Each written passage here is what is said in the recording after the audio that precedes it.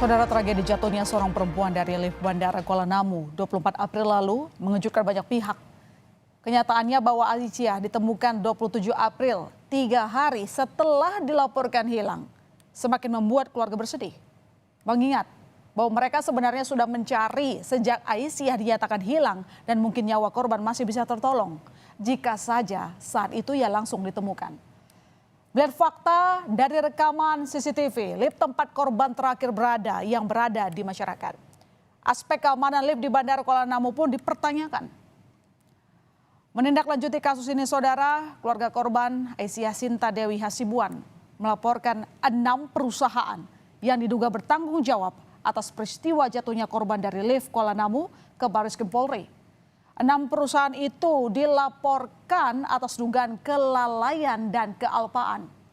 Pihak keluarga juga mengaku belum diperiksa petugas Polresta Deli Serdang yang menangani kasus ini di lokasi kejadian. Perusahaan yang kami laporkan yang pertama adalah PT Angkasa Pura II, PT Angkasa Pura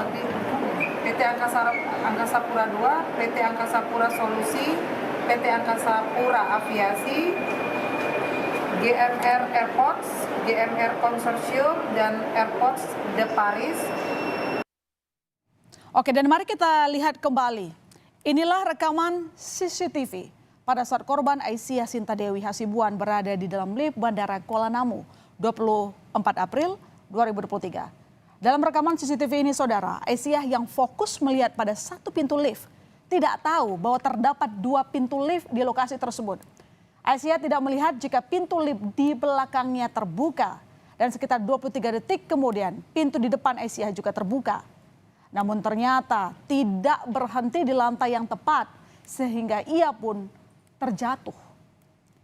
Keberadaan Aisyah di Bandara Kuala Namu sedianya untuk mengantarkan keponakannya yang akan berangkat ke Malaysia, saudara. Menurut kakak Aisyah, Raja Hasibuan, korban sebenarnya sudah turun ke lapangan parkir, namun kemudian menerima telepon dan kembali masuk ke bandara untuk menemui keponakannya. Namun saat berada di dalam lift, Aisyah merasa terjebak di lift dan sempat menelepon keponakannya hingga akhirnya hilang kontak karena khawatir sang keponakan kemudian menelepon ibunya. Hingga pihak keluarga kemudian meminta bantuan petugas bandara untuk mencari. Dan pada saat itu juga, garis bawahi saudara, keluarganya sudah minta tolong carikan keluarga saya di hari itu, di hari Aisyah hilang. Namun pencarian tak membuahkan hasil. Meskipun pihak keluarga sudah melaporkan dugaan lokasi hilangnya korban, yakni di area lift bandara. Udah jelas lokasinya, dilaporin nggak dicari. Keluarga juga sempat meminta rekaman CCTV tepat, tetapi sulit mendapatkannya. Rekaman kamera CCTV justru beredar luas di media sosial setelah korban ditemukan meninggal 3 hari kemudian. Itu pun karena laporan pengunjung. Dan sesuai keterangan sang keponakan, dalam rekaman CCTV ini juga terlihat ketika korban berupaya menelepon dan mengabarkan keadaannya. Namun komunikasi terputus ketika keponakan korban menanyakan lokasi lift tempat Aisyah terjebak. Pada saat pukul 20.15 malam, 20.15 jam 8.15 malam, tanggal 24. Ya. Nah, kemudian langsung hubungi petugas, langsung security bandara. Oke, terus? Nah, kemudian petugas security bandara kan kami sampaikan bahwasanya kami ingin melihat CCTV yang ada memantau lift. Ya. Ternyata nggak direspon. Jadi pada saat itu sudah minta ke petugas bandara untuk melihat CCTV. Sudah. Yang minta siapa? Yang minta kakak langsung. Oke, terus nggak dikasih? Nggak dikasih dengan alasan prosedurnya banyak segala macam, ya sudah. Dan kemudian muncul adanya dugaan korban membuka paksa pintu lift hingga peristiwa naas itu pun terjadi. Kapolresta Deli Serdang, Kombes Irsan Sinuhaji mengungkapkan dugaan tersebut dari rekaman CCTV yang beredar. Sementara pengacara keluarga korban Hotman Paris Hutapea justru merasa janggal mendengar dugaan tersebut. Karena pada umumnya, saudara, pintu lift tidak mudah dibuka.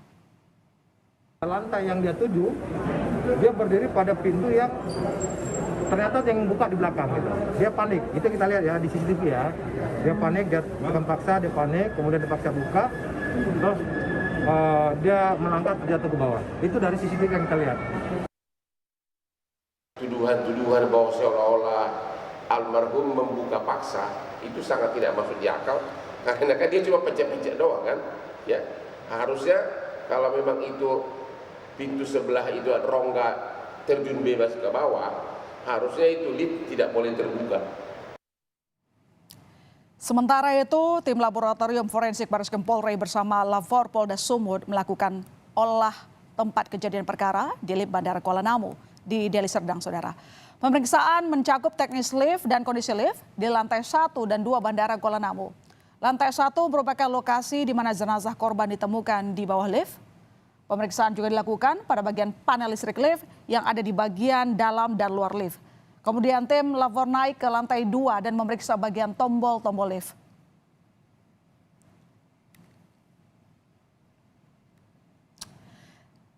Dan dari Barreskrim Polri bersama Lafor Polda Sumut dan Satreskrim Polresta Deli Serdang yang tadi saya sebutkan melakukan mengecek kondisi di dalam lift, saudara, dan sudah dilakukan, hasilnya juga sudah diumumkan pula.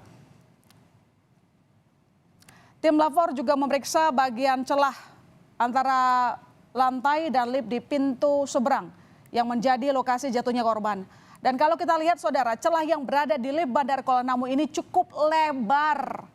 Menurut polisi lebarnya sekitar 60 cm. Bayangkan, saudara, 60 cm. Anda keluar pintu lift, Anda melangkah, jaraknya lebar. Jadi ini yang bisa dikatakan, yang disebutkan Ombudsman juga mengatakan ada kelalaian di sana. Dan sekarang masih didalami proses investigasi. Dugaan adanya kelalaian dari pihak bandara pun mencuat. Menurut Ketua Umum Asosiasi Analis Kebijakan Publik Indonesia, Trobos Rahadiansah, konstruksi lift tidak memenuhi standar keamanan.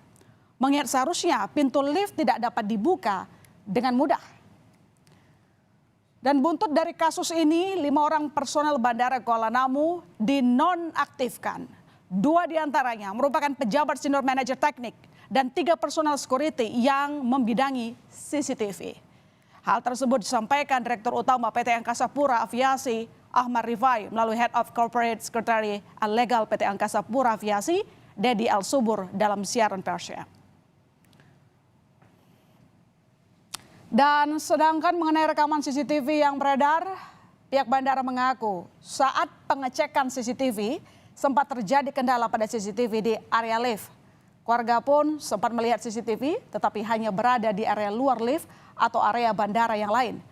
Pihak bandara kemudian mengecek ulang setelah jenazah korban ditemukan bersama pihak kepolisian. Kembali tetap melakukan pengecekan pada area-area tertentu di luar yang sudah tadi di cover, kemudian termasuk pada area CCTV di dalam lift. Namun pada saat pengecekan itu sebelum memasuki jeda waktu yang kejadian, yaitu sekitar pukul 20.35, nah 20 berapa itu agak goyang dan tidak jelas dan ada semacam ada terang bagian ini. Nah, informasi dari pihak petugas seperti itu. Sehingga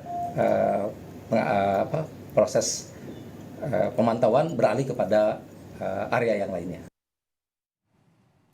Pakar telematika Bimanyu angkat bicara soal sejumlah kejanggalan pada rekaman CCTV. Di antaranya, framing terlalu dekat dengan objek yang artinya video seolah-olah diperbesar pada objek.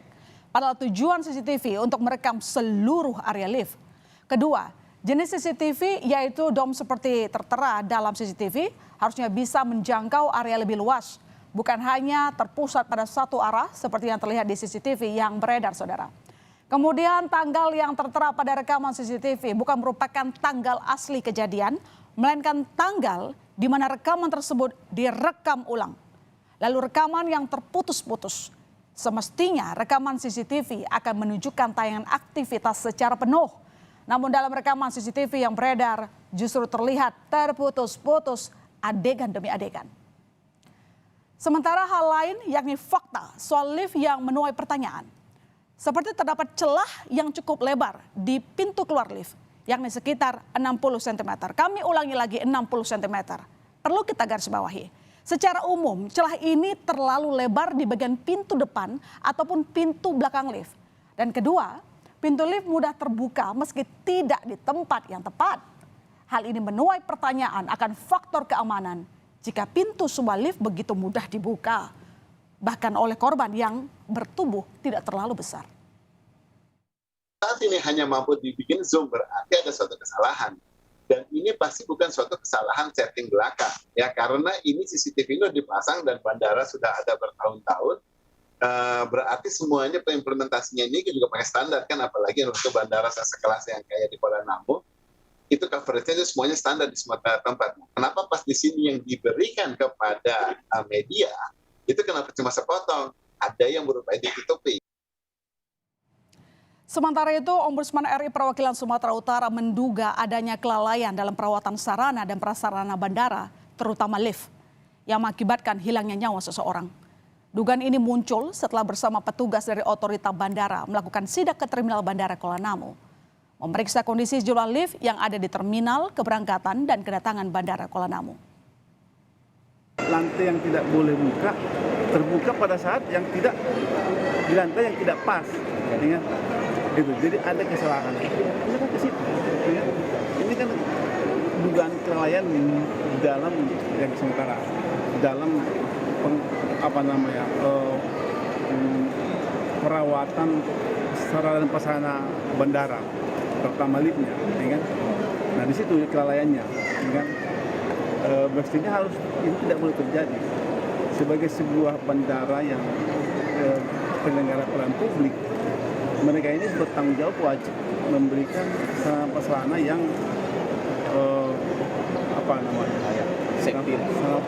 sarana yang memberi rasa aman dan keselamatan kepada semua penggunanya. Tragedi tewasnya Aisyah Sinta Dewi Hasibuan dari lift Kuala Namu ini semestinya menjadi pelajaran bagi semua pihak. Pertama, soal keamanan fasilitas publik, dan yang kedua, betapa pentingnya untuk lebih responsif terhadap adanya laporan orang hilang di suatu tempat. Semoga tak ada lagi kasus serupa.